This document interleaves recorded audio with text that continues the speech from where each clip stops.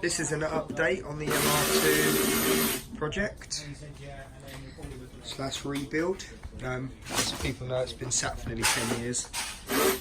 Stripped the calipers out, rebuilt the calipers, put brand new discs on, all Padgett, brand new pads and disc, and rebuilt the calipers. They're all working nice now. Painted them red, but we've got it covered in oil now. You see, it's a bit dark. Bilstein shocks.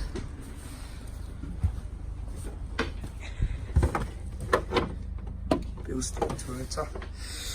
Jobs we're doing now. So brakes are done. You can see the whole discs are, I would say, pretty finished after 10 years of sitting about. So next jobs, we have a Walbro fuel pump 255 to replace.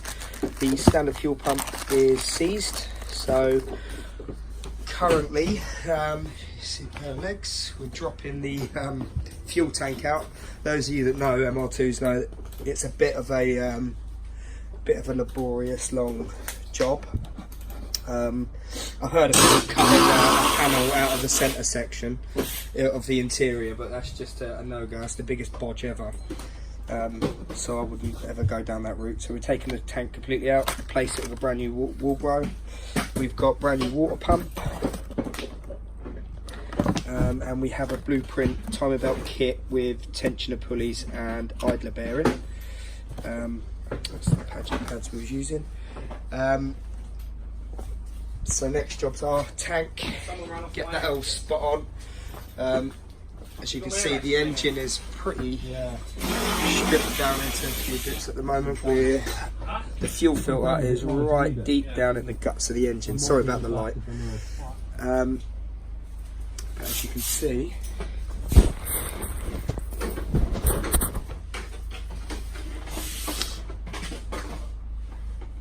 it's in a pretty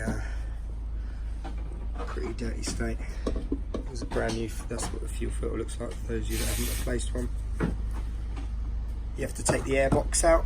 Once you take the airbox out, it's just down below the airbox directly. There's two bolts. The bolts are usually pretty difficult to get off. The car then, I'll take it over to the body shop and do a complete respray. Complete bare metal respray on it.